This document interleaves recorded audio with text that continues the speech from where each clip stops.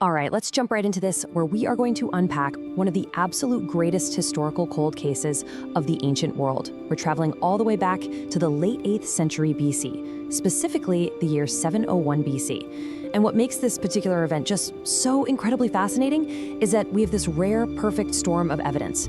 I mean, we've got the raw dirt archaeology, we have the internal biblical texts from the Kingdom of Judah, and on top of that, we have the highly propagandistic royal records of the invading enemy empire. And astonishingly, when you strip all the ideology away, every single one of these sources points to the exact same massive catastrophic event. But to really understand what happened, we need to drop you right into the geopolitical tension of the era. The Neo-Assyrian Empire was the dominant superpower of the time. We're talking about an unparalleled military machine that used calculated brutality and mass deportations to control the entire Near East. Now, their primary target in 701 BC was the rebellious Kingdom of Judah, which was ruled by King Hezekiah. So you'd naturally think they would just march straight on the capital city of Jerusalem, right? Just, take the head off the snake. But they didn't. And the absolutely crucial question we have to ask here is, why did this terrifying Assyrian war machine target an entirely different city first? So look at this timeline. It's really a classic case of cause and effect.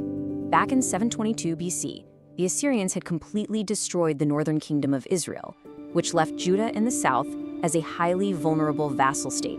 They were basically forced to pay this massive tribute to Nineveh. But in 705 BC, the status quo totally shattered. The Assyrian king Sargon II was killed in battle, and this sent absolute shockwaves through the empire and created this brief, tiny window of opportunity. King Hezekiah of Judah seized the moment. He stopped paying his tribute and actually spearheaded an anti-Assyrian coalition. But the new Assyrian king, Sennacherib, spent a few years stabilizing his core territories, and then, in 701 BC, he swept down the Mediterranean coast with just overwhelming force to completely crush the rebellion. See, the Assyrians didn't just blindly march up into the mountains. They specifically targeted Lachish. Situated right in the fertile lowlands of the Shephelah, Lachish was a heavily fortified breadbasket. It was essentially the second most powerful city in Judah, protected by a really sophisticated, multi-tiered defensive system. From a strategic standpoint, Sennacherib knew he absolutely could not advance into the Judean highlands to lay siege to Jerusalem without taking out Lachish first. If he bypassed it, he'd leave his supply lines dangerously exposed, and his rear flank would be completely vulnerable to a Judean or even an Egyptian counterattack. Lachish was the defensive linchpin. Its destruction wasn't optional. It was an absolute imperial imperative. So, Lachish becomes the brutal centerpiece of the 701 BC campaign. 3 million. Just wrap your head around that number for a second. That represents a staggering feat of military engineering. The Assyrians didn't just wait outside and starve cities out. They actively built massive artificial inclines directly against the city defenses so they could bring up their heavy siege engines. Recent photogrammetric and archaeological studies reveal that the Assyrian engineers built this huge triangular wedge right against the southwest corner of Lachish, using an estimated 3 million local bedrock stones. And those 3 million stones, they weighed roughly 19,000 tons. Let that sink in. We're not talking about a piled-up dirt mound. It was a highly engineered 19,000-ton stone structure. And what makes this even more incredible is that this massive earthen structure at Lachish is literally the only surviving Assyrian siege ramp ever discovered in the entire ancient Near East. And this brilliantly illustrates exactly how they pulled it off in just a matter of weeks. The logistics were grueling. The Assyrians didn't just gather loose rocks on the surface. They actually quarried a local bedrock cliff about 80 to 100 meters away. Then, they forced captured prisoners of war to form these massive human chains, passing 14-pound stones hand to hand, 24 hours a day without stopping. Now, to survive the fierce barrage of arrows and burning torches that were just raining down on them from the city walls, they advanced these massive L-shaped wicker shields up the ramp as it grew. Once they finally reached the top, they capped the ramp with mortar and wooden planks. That allowed them to roll their massive, multi-ton wooden battering rams directly up to the mud brick walls. And, well, they broke through.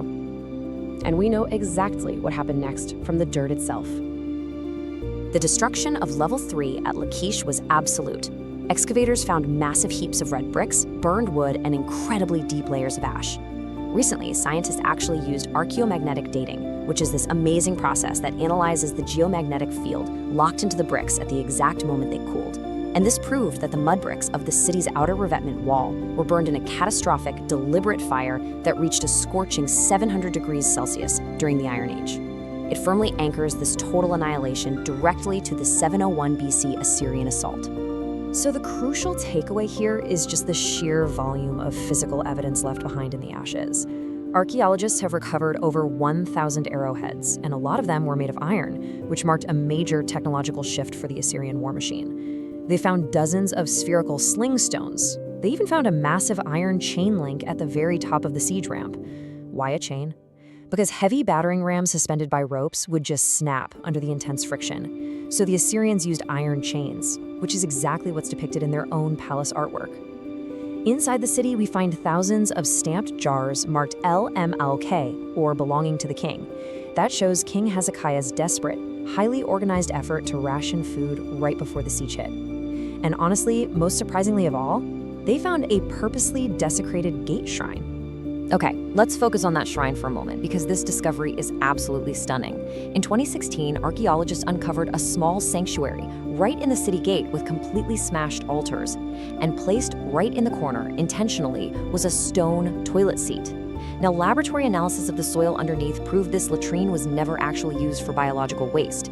Its placement was entirely symbolic, a deliberate act of permanent desecration. And this perfectly verifies the ancient biblical claims that King Hezekiah aggressively centralized worship, destroyed local pagan altars, and literally turned them into latrines right before the invasion to unify his people religiously. It's just an incredible match between text and dirt. So the Judean texts in the Bible mention that Sennacherib sent a massive army from Lachish to demand Jerusalem's surrender, and it was led by an official called the Rabshakeh. Now, for a long time, you might have assumed this was just a guy's name, right? But epigraphic analysis of Assyrian administrative texts actually confirms that Rabshakeh is a highly prestigious Akkadian military title meaning field commander. This proves the Judean authors had highly specific first-hand knowledge of the enemy's high command structure. They were definitely not just making this up centuries later. And the texts detail the brutal psychological warfare deployed by this field commander. When he arrived outside Jerusalem, the Judean diplomats literally begged him to speak in Aramaic, which was the standard language of diplomacy at the time, so the terrified civilians up on the wall wouldn't understand what he was saying. But the Rabshakeh flatly refused. He completely bypassed the leaders and shouted directly to the city's defenders in their own Judean language, Hebrew, mocking them and trying to incite a mutiny right there on the spot. It is a textbook example of sophisticated Assyrian terror tactics, perfectly preserved in the historical record. Hezekiah was desperate, and both sides actually agree that he paid a massive ransom to try and save his capital. Look at this. It's completely rare for ancient enemy texts to match up so perfectly. The biblical record says Hezekiah paid 30 talents of gold. The Assyrian annals, written on Sennacherib's clay prisms, say Hezekiah paid 30 talents of gold. It is an exact match on the gold tribute. Now, sure, they differ on the silver, 300 versus 800 talents, but scholars generally agree this is just the Assyrian state propaganda inflating the numbers to make their victory look even better back home, or maybe it's just a difference in regional weight standards. But either way, the core historical event is completely undeniable. Which brings us to the final chapter of the 701 BC crisis, Section 6, the surviving capital. Lachish was annihilated. The countryside was completely devastated. But what happened to Jerusalem? Sennacherib's own royal annals famously boast about this campaign. He writes, Hezekiah himself, like a caged bird within Jerusalem, his royal city, I shut in. I mean, sounds incredibly intimidating, doesn't it? But you have to read between the lines here. In the highly formulaic world of Assyrian royal propaganda, where total subjugation and the execution of rebel kings is always the expected outcome, omitting the actual capture of the city is a glaring admission of failure. Sennacherib's text inadvertently confirms exactly what the biblical narrative claims.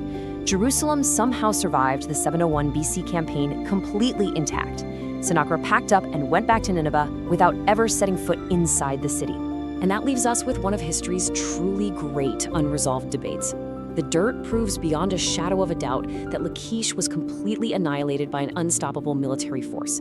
Yet that very same force stopped short of actually taking the capital. Was it a plague in the Assyrian camp? Was it rumors of an advancing Egyptian army? Or was Sennacherib just simply satisfied with that massive tribute Hezekiah paid? The ancient sources all have their own ideological spins, leaving the exact reason Jerusalem survived a lingering mystery. What we do know for sure is that the Siege of Lachish is no myth. It's a heavily documented historical reality scarred right into the bedrock of the ancient world. So, looking at all this evidence, what do you think finally made the Assyrians turn back? What the fact? Follow for more.